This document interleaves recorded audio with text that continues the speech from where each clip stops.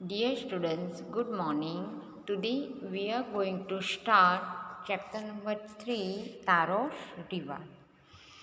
This is a story about a thoughtful and loving son. He worked hard to fulfill his parents' wishes and get some unexpected help. ये एक lovingly सन की story है। वो उसके parents की सभी इच्छाएं पूर्ण करने के लिए सख्त मेहनत करता है। Taro Sriwal. A young woodcutter named Taro lived with his mother and father on a lonely hillside. एक तारो नाम का वुड कटर उसके मदर और फादर के साथ अकेले वो हिल साइड पर रहता था। All day long he chop would in the forest. पूरा दिन वो फॉरेस्ट में वुड को कट करता था। दो ही वर्क वेरी हार्ड ही अर्न वेरी लिटल मनी। वो पूरा दिन सख्त मेहनत करता था लेकिन वो बहुत ही कम पैसा कमाता था। This made him very sad, so he was thoughtful son and wanted to give his old parents everything they needed. वो बहुत ही समझदार सन था और उसके पेरेंट्स की सभी इच्छाएं पूर्ण करने के लिए वो सख्त मेहनत करता था। Second, one evening when Taro and his parents were sitting in a corner of their hut, a strong wind began to blow.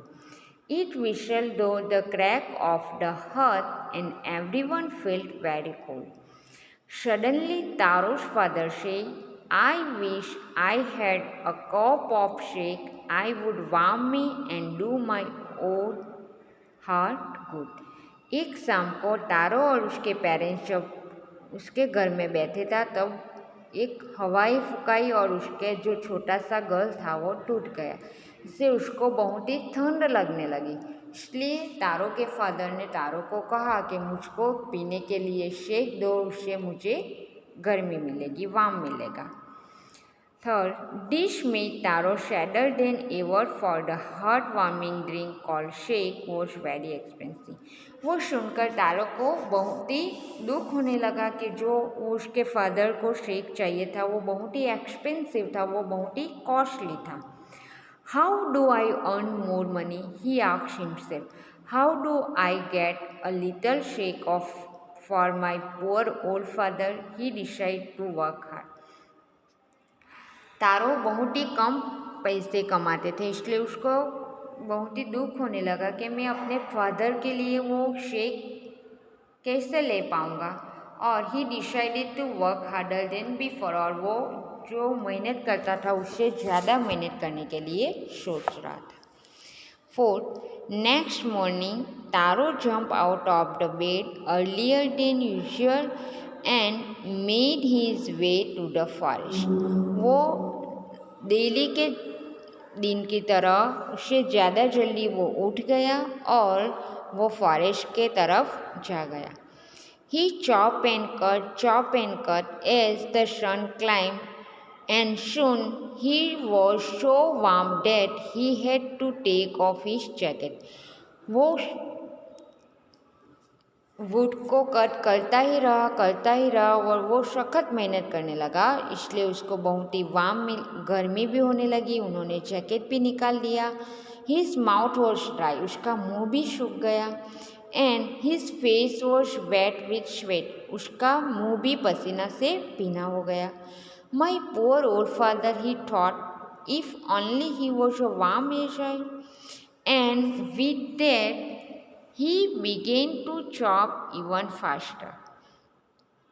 Thinking of the extra money he must earn to buy the shake to warm the old man's bone.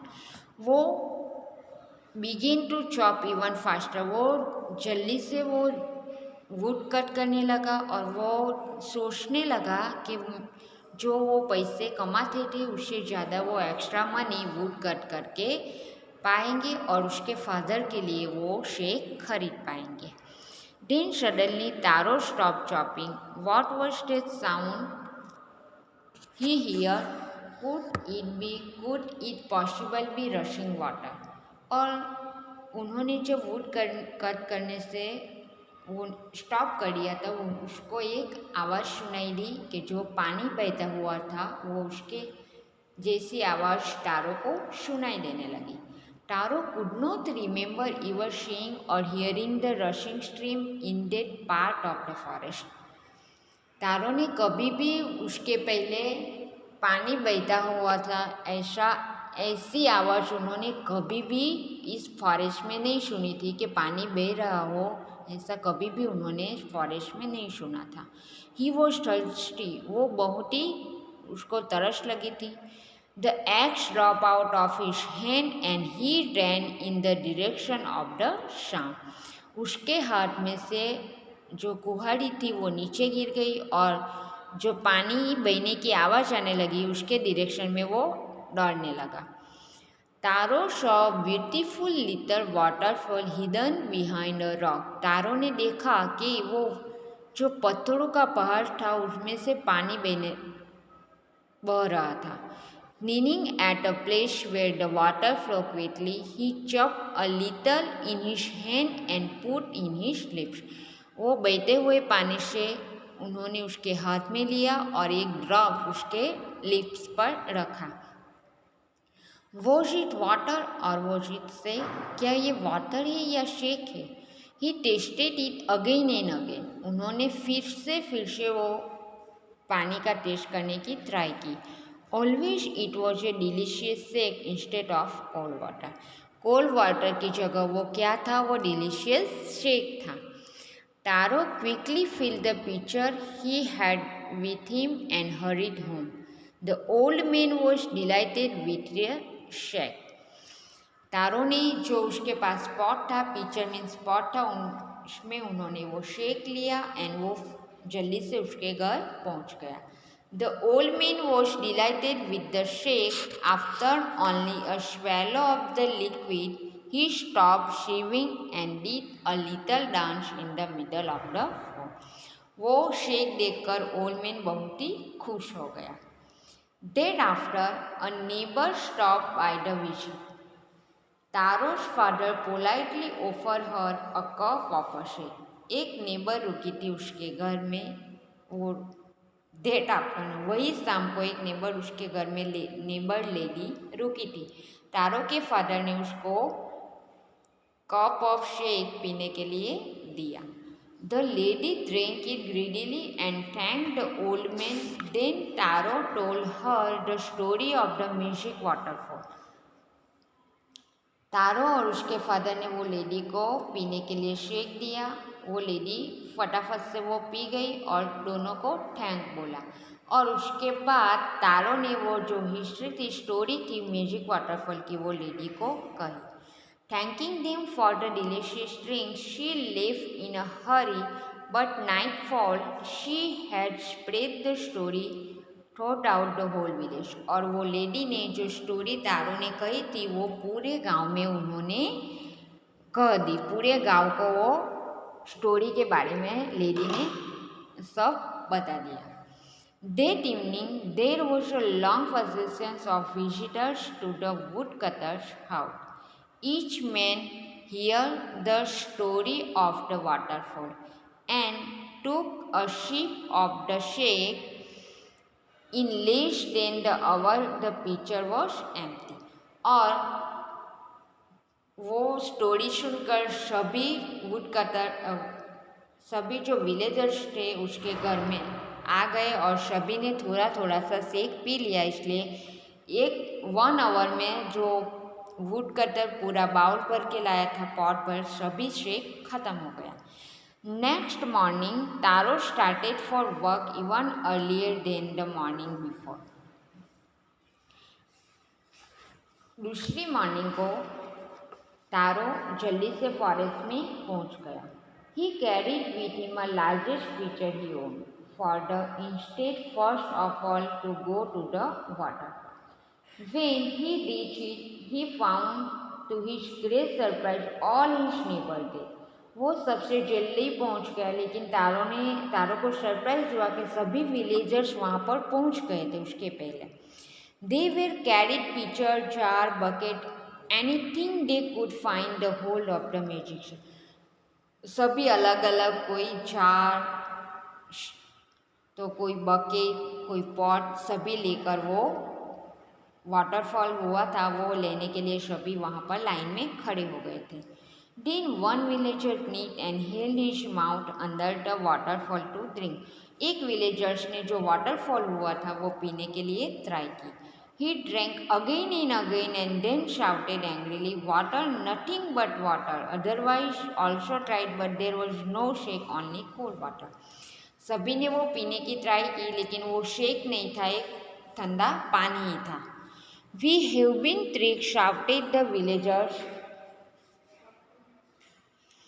Where is Taro? Let's us drown him in his waterfall. But Taro had been wise enough to sleep behind a rock when he saw how things were going. He was nowhere to be found. We have been tricked, shouted the villager. Villagers ने बूमाबूम कर दी कि ये पानी ये shake नहीं है, वेरिश तारों के तारों कहाँ पर है। ये तो उन्होंने विलेजर सभी तारों को ढूंढने लगा कि क्या तारों ने झूठ बोला था। Mothering their anger and disappointed, the villager left the place one by one. Taro came out of his hiding place. Was it true? He wondered. Was the shake a dream? Once more he caught a little liquid in his hand and put in his lips. It was the same fine shake to the thoughtful son. The magic waterfall gave the delicious shake. To everyone else, it gave only cold water. सभी ने test किया तो सभी को पता चला कि वो शेक नहीं था, ओनली वाटर ही था। The story of the Taro and his magic waterfall reached the Emperor of Japan. He sent for the young woodcutter and rewarded him with 20 pieces of gold for having been good and kind. और तारो को उसके लिए एक award मिला था, वो बहुत ही अच्छा और उदार होने के लिए उसको एक अवार्ड मिला था। Then he named the most beautiful fountain in the city after Taro. This is the emperor was to encourage all children to honor and obey their parents. उस स्टोरी से हमें ये सीख मिलती है कि सभी को उसके पेरेंट्स का मान सम्मान रखना चाहिए और उसके पेरेंट्स का कदर करनी चाहिए और उसका ख्याल रखना चाहिए। Okay, thank you.